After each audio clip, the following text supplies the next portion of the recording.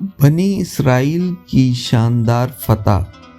بنی اسرائیل کی مسلسل نافرمانی، سرکشی اور جہاد سے انکار کی بنا پر اللہ تعالیٰ نے اس قوم کو 40 سال تک صحرائے طیہ میں بھٹکنے کے لیے چھوڑ دیا۔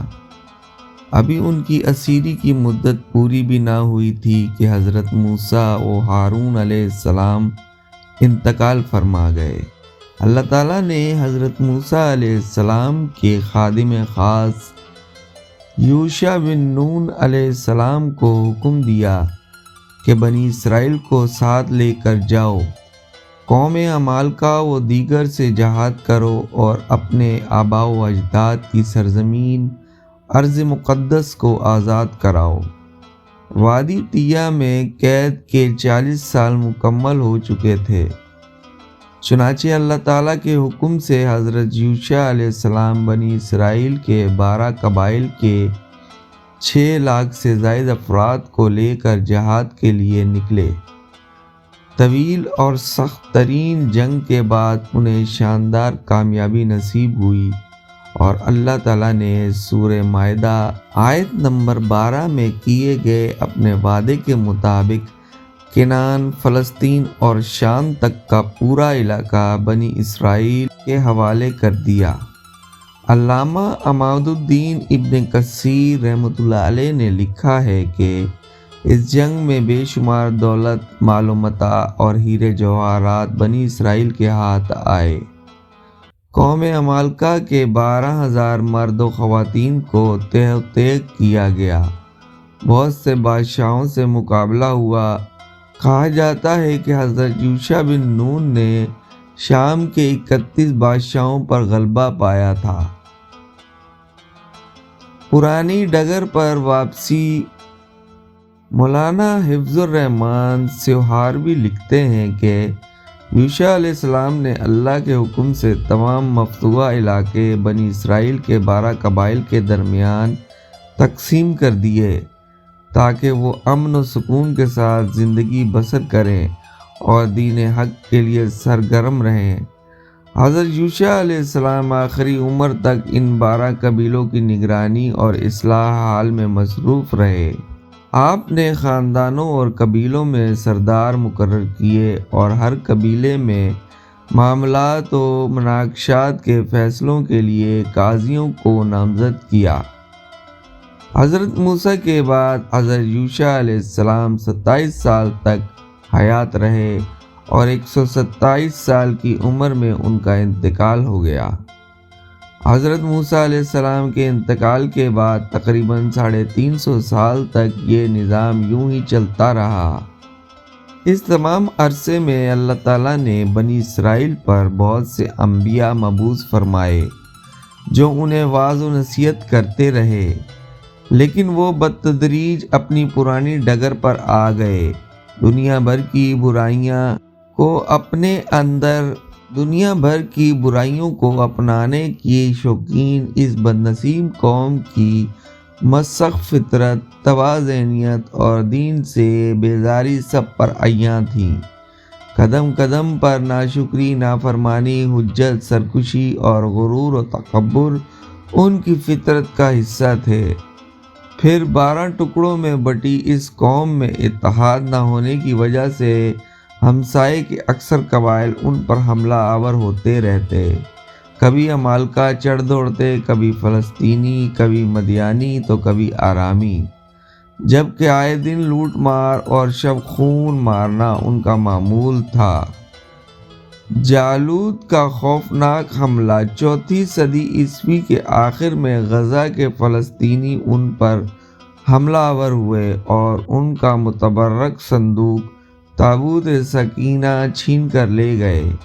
اس میں توریت کا اصلی نسخہ، حضرت موسیٰ و ہارون علیہ السلام کے عصا، پیرہن اور من و سلویٰ کا مرتبان محفوظ تھے۔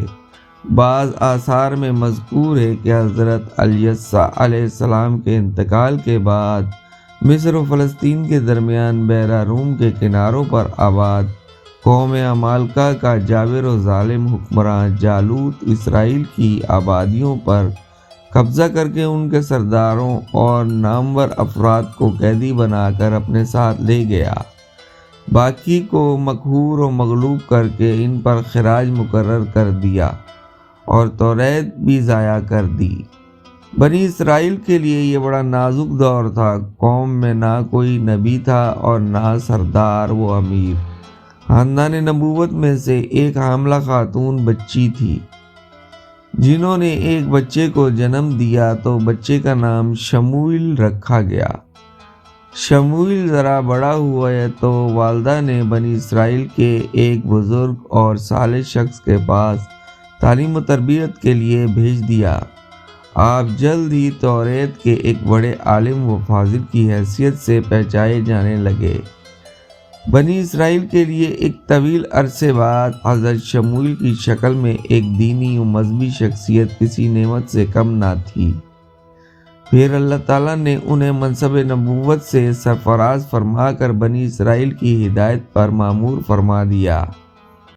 شموئیل علیہ السلام کے زمانے میں بھی جالوت اور اس کی قوم کی شرانگیزیاں، ظالمانہ شرارتیں، لوٹ مار کا سلسلہ جاری و ساری تھا۔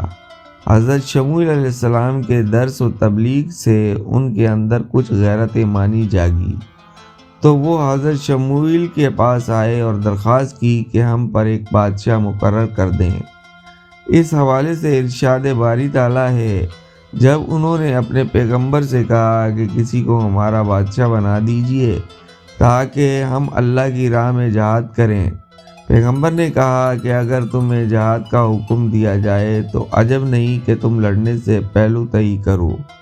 انہوں نے کہا، بھلا ہم اللہ کی راہ میں جہاد کیوں نہیں کریں گے؟ ہم تو اپنے گھروں سے اجاڑے گئے ہیں اور بچوں سے دور کر دیے گئے ہیں۔ حضرت شموئیل علیہ السلام بنی اسرائیل کی نافرمانی اور سرکشی سے بخوبی واقف تھے، اس لیے آپ نے کہا کہ اگر میں نے کسی کو بادشاہ مقرر کر دیا اور اس نے جہاد کا حکم دیا تو تم بھی اپنے بزرگوں کی طرح اس کا حکم ماننے سے انکار کر دو گے۔ حضرت شموئیل علیہ السلام کی بات سن کر بنی اسرائیل کے لوگوں نے شرمندہ ہوتے ہوئے کہا، اے اللہ کے نبی، اب ایسا نہیں ہوگا، ہم بہت زیادہ ذلیل و رسوا اور تباہ و برباد ہو چکے ہیں۔ اگر بادشاہ نے جہاد کا حکم دیا تو ہم دشمن کا ڈٹ کر مقابلہ کریں گے۔ طالوت بادشاہ بنا دیے گئے۔ بنی اسرائیل کے اصرار پر حضرت شموئیل علیہ السلام نے دعا فرمائی۔ اس حوالے سے ارشاد باری تعالیٰ ہے، اور ان کے نبی نے ان سے فرمایا کہ اللہ تعالیٰ نے طالوت کو تمہارا بادشاہ بنا دیا ہے۔ یہ سن کر وہ بولے، بھلا اس کی ہم پر حکومت کیسے ہو سکتی ہے؟ اس سے تو بہت زیادہ بادشاہت کے حقدار ہم ہیں، اور اس کے پاس تو بہت سی دولت بھی نہیں ہے۔ نبی نے فرمایا، سنو، اللہ تعالیٰ نے انہیں تم پر برگزیدہ کیا ہے اور انہیں علمی اور جسمانی برتری بھی عطا فرمائی ہے۔ بات یہ ہے کہ اللہ جسے چاہے اپنا ملک دے، وہ بڑا کشادگی والا اور علم والا ہے۔ نبی نے ان سے مزید کہا، ان کی بادشاہی کی نشانی یہ ہے کہ تمہارے پاس ایک صندوق آئے گا جسے فرشتے اٹھائے ہوئے ہوں گے۔ اس میں تمہارے پروردگار کی طرف سے تسلی بخشنے والی چیزیں ہوں گی اور کچھ اور چیزیں بھی ہوں گی جو موسیٰ اور ہارون کا ترکہ ہے۔ اگر تم ایمان رکھتے ہو تو اس میں تمہارے لیے ایک بڑی نشانی ہے۔ حضرت طالوت بنی اسرائیل کے بادشاہوں کی نسل سے نہیں تھے، وہ غریب اور ایک عام فوجی تھے جس پر انہیں اعتراض تھا، لیکن نبی نے انہیں بتایا کہ یہ میرا انتخاب نہیں بلکہ اللہ تعالیٰ نے مقرر فرمایا ہے۔ علاوہ ازیں قیادت و سیادت کے لیے مال سے زیادہ علم و عقل اور جسمانی قوت و طاقت کی ضرورت ہوتی ہے، اور طالوت ان سب میں تم سب میں ممتاز ہے، اس لیے اللہ تعالیٰ نے انہیں اس منصب پر سرفراز فرمایا ہے۔ وہ جسے چاہتا ہے اپنی رحمت و عنایت سے نوازتا ہے۔ وہ علیم ہے، جانتا ہے کہ بادشاہت کا مستحق کون ہے اور کون نہیں۔ معلوم یہ ہوتا ہے کہ جب نبی نے انہیں یہ بتایا کہ یہ تقرری اللہ کی طرف سے ہے تو انہوں نے اپنے اطمینان کے لیے مزید کسی نشانی کا مطالبہ کیا۔ چنانچہ اگلی آیت میں تابوت سکینہ کا ذکر ہے جو ان کے لیے نہایت متبرک تھا اور جسے ان کے دشمن اس سے چھین کر لے گئے تھے۔ اللہ تعالیٰ نے نشانی کے طور پر وہ تابوت فرشتوں کے ذریعے حضرت طالوت کے دروازے پر پہنچا دیا، جسے دیکھ کر بنی اسرائیل خوشی سے نہال ہو گئے اور انہوں نے طالوت کی بادشاہت قبول کر لی۔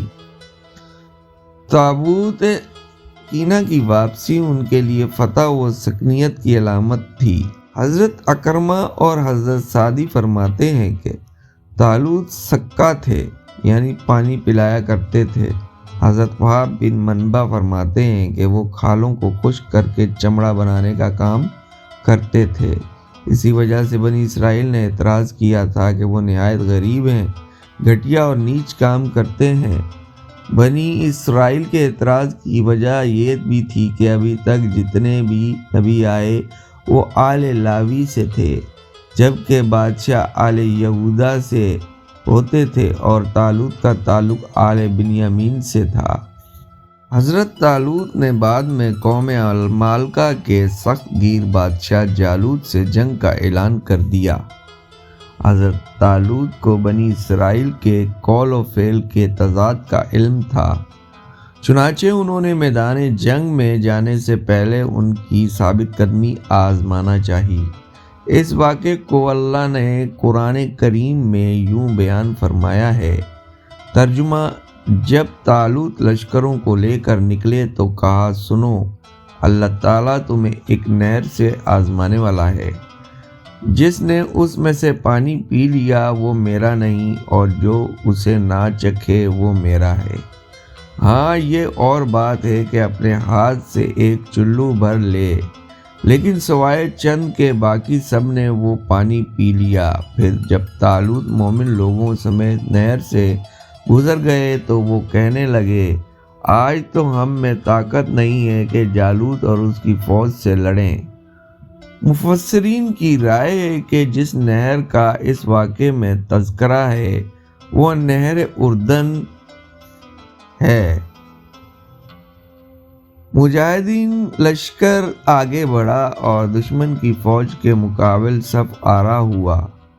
کہاں ایک طرف اسلحے سے لے ہزاروں کی تعداد میں قوم عمالقہ کے جنگجو اور کہاں صرف 310 مجاہدین۔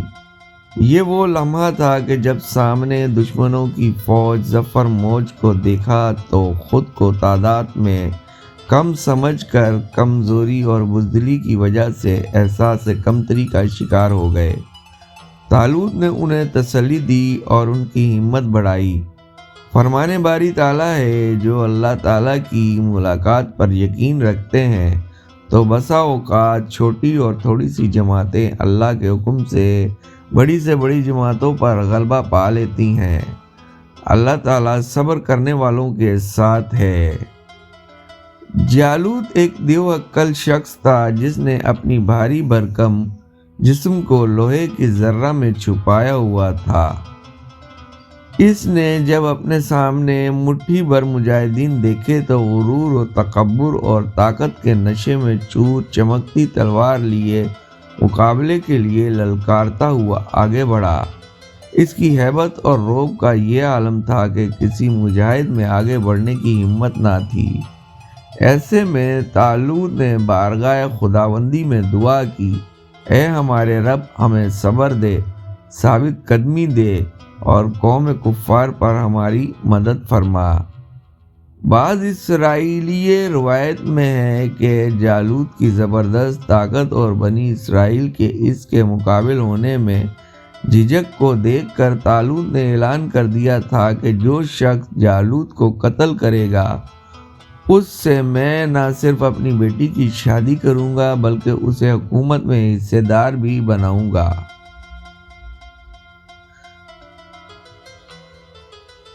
بنی اسرائیل کے اس لشکر میں ایک نوجوان داؤد بھی تھا جو بظاہر نمایاں شخصیت کا مالک تھا، نہ ہی شجاعت و بہادری میں اس کی کوئی شہرت تھی۔ وہ اپنے والد کے 13 بیٹوں میں سے سب سے چھوٹا تھا، جسے گھر والوں نے میدان جنگ کے حالات کا جائزہ لینے کے لیے بھیجا تھا، لیکن جب اس نوجوان نے جالوت کی شجاعانہ مبارزت طلبی اور اسرائیلیوں کی پیش و پیش کو دیکھا تو اس کے خون نے جوش مارا۔ اس نے طالوت سے آگے جانے کی اجازت چاہی، لیکن طالوت نے کہا ابھی تم ناتجربہ کار اور نو عمر ہو، اس کا مقابلہ نہیں کر سکتے۔ مگر جب داؤد کا اصرار بہت بڑھ گیا تو طالوت کو اجازت دینی پڑی۔ داؤد آگے بڑھے اور جالوت کو للکارا۔ جالوت نے ایک نوجوان کو مقابل پایا تو حقیر سمجھ کر اس پر توجہ نہیں دی، لیکن کچھ دیر بعد ہی جالوت کو اندازہ ہو گیا کہ یہ کوئی عام نوجوان نہیں، دونوں ایک دوسرے کے ساتھ نبر آزما تھے، اور کوئی عجب نہ تھا کہ جالوت داؤد کو زیر کر لیتا کہ اچانک داؤد نے لڑتے لڑتے اپنی گوپن یعنی گلیل نما ہتھیار نکالی اور تاک کر پے در پے 3 پتھر اس کے سر پر مارے اور جالوت کا سر پاش پاش ہو گیا۔ پھر آگے بڑھ کر اس کی گردن کاٹ لی۔ جالوت کے قتل کے بعد جنگ کا پانسا پلٹ گیا اور طاغوتی طاقت کو عبرتناک شکست ہوئی۔